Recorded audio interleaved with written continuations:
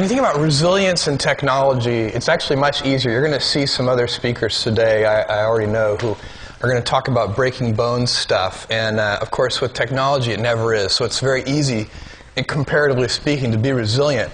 But I think it's also, if we look at what happened in the internet, it was such an incredible last, half a dozen years that it's hard to even get the right analogy for it. And a lot of how we decide how we're supposed to react to things and what we're supposed to expect about the future depends on how we bucket things and how we categorize them. And so I think the tempting analogy for the boom-bust that we just went through with the internet is a gold rush. It's easy to think of this analogy very different from some of the other things you might pick. For one thing, both were very real. They took, in 1849, in that gold rush, they took over $700 million worth of gold out of California. It was very real.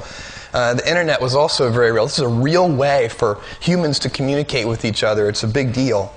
Huge boom, huge boom. Huge bust, huge bust. You keep going. In both things, there were lots of hype. I don't have to remind you of all the hype that was involved in the internet, the GetRich.com. But you had the same thing with the gold rush. Gold, gold, gold. 68 rich men on the steamer Portland. Stacks of yellow metal. Some have 5,000. Many have more. A few bring out $100,000 each. And people would get very excited about this when they read these articles. The El Dorado of the United States of America. The discovery of inexhaustible gold mines in California. And the parallels to the gold rush and the internet rush continue very strongly. So many people left what they were doing. What would happen is, and the gold rush went on for years. People on the East Coast in 1849, when they kind of first start to get the news, they think, this isn't real. But they keep hearing about people getting rich. And then in 1850, they still hear that and they think it's not real. By about 1852, they're thinking, am I the stupidest person on earth by not rushing to California? And they start to decide they are. These were community affairs, by the way. Local communities on the East Coast would get together, and whole teams of 10, 20 people would caravan across the United States, and they would form companies. These were typically not solitary efforts. But no matter what, if you were a lawyer or a banker, people dropped what they were doing, no matter what skill set they had, to go pan for gold. This guy on the left, Dr. Richard Beverly Cole, he lived in Philadelphia, and he took the Panama route. They would take a ship down to Panama, cross the isthmus, and then take another ship north. This guy, Dr. Toland, went by covered wagon to California. This has its parallels too. Doctors leaving their practices. These were both very successful, physician in one case, surgeon in the other. Same thing happened on the internet. You get drcoop.com. In the gold rush, people literally jumped ship. The San Francisco harbor was clogged with 600 ships at the peak because the ships would get there and the crews would abandon to go search for gold. So there were literally 600 captains and 600 ships. They turned the ships into hotels because they couldn't sail them anywhere. You had .com fever and you had gold fever. And you saw some of the excesses that the .com fever created, and the same thing happened. The fort in San Francisco at the time had about 1,300 soldiers. Half of them deserted to go look for gold. And they wouldn't let the other half out to go look for the first half because they were afraid they wouldn't come back.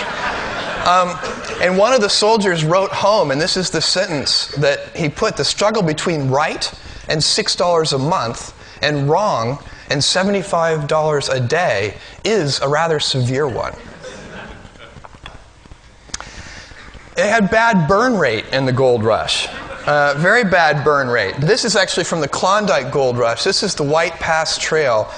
They loaded up their mules and their horses, and they didn't plan right, and they didn't know how far they would really have to go, and they overloaded the horses with hundreds and hundreds of pounds of stuff. And in fact, it was so bad that most of the horses died before they could get where they were going, and it got renamed the Dead Horse Trail. And the Canadian Minister of the Interior wrote this at the time: thousands of pack horses lie dead along the way, sometimes in bunches under the cliffs, with pack saddles and packs where they've fallen from the rock above, sometimes in tangled masses filling the mud holes and furnishing the only footing for our poor pack animals on the march. often, I regret to say, exhausted but still alive, a fact we are unaware of until after the miserable wretches turn beneath the hooves of our cavalcade. The eyeless sockets of the pack animals everywhere account for the myriads of ravens along the road. The inhumanity which this trail has been witness to, the heartbreak and suffering which so many have undergone, cannot be imagined. They certainly cannot be described. And, you know, without the kind of the smell that would have accompanied that, we had the same thing on the internet. Very bad burn rate calculations. I'll just play one of these, and you will remember it. This is a commercial that was played on the Super Bowl in the year 2000. You said you had a large selection of invitations. But we do. Then why does she have my invitation? What may be a little thing to some, You are mine, little man. could be a really big deal to you. Is that your wife? Not for another 15 minutes. After all, it's your special day. OurBeginning.com. Life's an event. Announce it to the world. It's very difficult to figure out what that ad is for. But they spent $3.5 million in the 2000 Super Bowl to air that ad, even though at the time they only had $1 million in annual revenue. Now here's where our analogy with the gold rush starts to diverge, and I think rather severely. And that is, in a gold rush, when it's over, it's over. Here's this guy. There are many men in Dawson at the present time who feel keenly disappointed. They've come thousands of miles on a perilous trip, risked life, health, and property, spent months of the most arduous labor a man can perform, and at length, with expectations raised to the highest pitch, have reached the coveted goal only to discover the fact that there is nothing here for them. And that was, of course, the very common story. Because when you take out that last piece of gold, and they did incredibly quickly. I mean, if you look at the 1849 gold rush, the entire American River region, within 2 years, every stone had been turned. And after that, only big companies who used more sophisticated mining technology started to take gold out of there. So there's, I think, a much better analogy that allows you to be incredibly optimistic. And that analogy is the electric industry. And there are a lot of similarities between the internet and the electric industry. With the electric industry, you actually have to, one of them is that they're both sort of thin horizontal enabling layers that go across lots of different industries. They're not, it's not a specific thing. But electricity is also very, very broad, so you have to sort of narrow it down. It can be used as an incredible means of transmitting power. It's an incredible means of coordinating in a very fine-grained way information flows. There's a bunch of things that are interesting about electricity.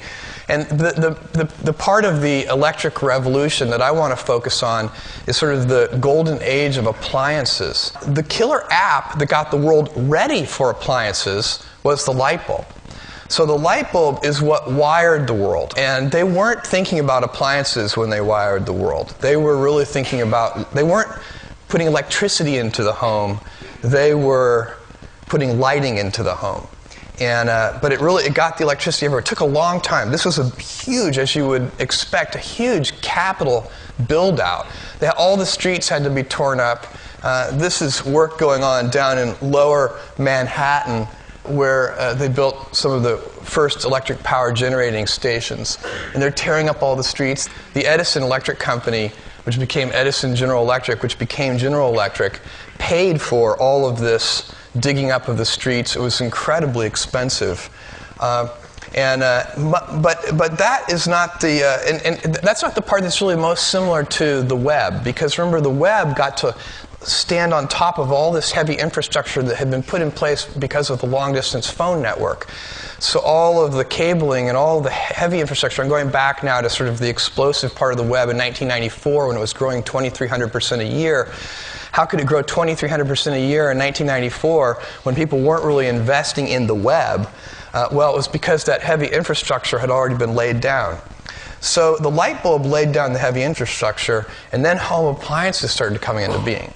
And this was huge. The first one was the electric fan. This is the 1890 electric fan. And the appliances, the golden age of appliances really lasts, you can sort of, it depends on how you want to measure it, but it's anywhere from 40 to 60 years. It goes on a long time. Starts about 1890.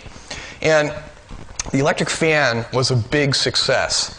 The electric iron, also very big. By the way, this is the beginning of the asbestos lawsuit. There's asbestos under that handle there. This is the first vacuum cleaner, the 1905 Skinner vacuum from the Hoover Company. This one weighed 92 pounds and took 2 people to operate and cost $1/4 of a car. So it wasn't a big seller. This was truly, truly an early adopter product, the 1905 Skinner vacuum. But 3 years later, by 1908, it weighed 40 pounds. Now, not all these things were highly successful. This is the electric tie press, which never really did catch on. People, I guess, decided that they would not wrinkle their ties. These never really caught on either. The electric shoe warmer and dryer, never a big seller. This came in like 6 different colors. I don't know why. But I thought, sometimes it's just not the right time for an invention. And maybe it's time to give this one another shot. So I thought we could build a Super Bowl ad for this, but we'd need the right partner. And I thought that would really work, to give that another shot. Now, the toaster was huge because they used to make toast on open fires, and it took a lot of time and attention. Now, I want to point out one thing. This is, you guys know what this is. They hadn't invented the electric socket yet. So this was, remember, they didn't wire the houses for electricity. They wired them for lighting. So your appliances would plug in. Each room typically had a light bulb socket at the top, and you'd plug it in there. In fact, if you've seen the Carousel of Progress at Disney World, you've seen this. Here are the cables coming up into this light fixture. All the appliances plug in there. And you would just unscrew your light bulb if you wanted to plug in an appliance. The next thing that really was a big, big deal was the washing machine. Now, this was an object of much envy and lust. Everybody wanted one of these electric washing machines. On the left-hand side, this was the soapy water, and there's a rotor there that this motor is spinning, and it'd clean your clothes. This is the clean rinse water. So you'd take the clothes out of here, put them in here, and then you'd run the clothes through this electric wringer. And this was a big deal. You'd keep this on your porch. It was a little bit messy and kind of a pain, and you'd run a long cord into the house where you could screw it into your light socket. And that's actually kind of an important point in my presentation, because they hadn't invented the off switch. That was to come much later, the off switch on appliances, because it didn't make any sense. I mean, you didn't want this thing clogging up a light socket. So, when you were done with it, you unscrewed it. That's what you did. You didn't turn it off. And as I said before, they hadn't invented the electric outlet either. So the washing machine was a particularly dangerous device. And when you research this, there are gruesome descriptions of people getting their hair and clothes caught in these devices. And they couldn't yank the cord out because it was screwed into a light socket inside the house. And there was no off switch, so it wasn't very good. And you might think that was incredibly stupid of our ancestors to be plugging things into a light socket like this. But, before I get too far into condemning our ancestors, I thought I'd show you, this is my conference room. This is a total kludge, if you ask me. First of all, this got installed upside down, this light socket, and so the cord keeps falling out, so I taped it in. This is don't even get me started, but that's not the worst one. This is what it looks like under my desk. I took this picture just 2 days ago. So we really haven't progressed that much since 1908. It's a total mess. And, we think it's getting better. But have you tried to install 802.11 yourself? I challenge you to try. It's very hard. I know PhDs in computer science, this process has brought them to tears. Absolute tears. And that's assuming you already have DSL in your house. Try to get DSL installed in your house. The engineers who do it every day can't do it. They have to, typically they come 3 times And one friend of mine was telling me a story. Not only did they get there and have to wait, but then the engineers, when they finally did get there for the third time, they had to call somebody, and they were really happy that the guy had a speakerphone, because then they had to wait on hold for an hour to talk to somebody to give them an access code after they got there. So we're pretty kludgy ourselves. By the way, DSL is a kludge. I mean, this is twisted pair copper that was never designed for the purpose it's being put to, and it's the whole thing. We're very, very primitive, and that's kind of the point, because resilience, if you think of it in terms of the gold rush, then you'd be pretty depressed right now, because the last nugget of gold would be gone. But the good thing is, with innovation, there isn't last nugget. Every new thing creates 2 new questions and 2 new opportunities. And if you believe that, then you believe that where we are, this is what I think, I believe that where we are with the incredible kludge, and I haven't even talked about user interfaces on the web, but there's so much kludge, so much terrible stuff. We are at the 1908 Hurley washing machine stage with the internet. That's where we are. We don't get our hair caught in it, but that's the level of primitiveness of where we are. We're 1908. And if you believe that, then stuff like this doesn't bother you. This is 1996. All the negatives add up to making the online experience not worth the trouble. 1998, Amazon.toast. And 1999, Amazon.bomb. My mom hates this picture. But if you really do believe that it's the very, very beginning, if you believe it's the 1908 Hurley washing machine, then you're incredibly optimistic. And I do think that that's where we are. And I do think there's more innovation ahead of us than there is behind us. And in 1917, Sears, I want to get this exactly right, this was the advertisement that they ran in 1917. It says, "Use your electricity for more than light." And I think that's where we are. We're very, very early. Thank you very much.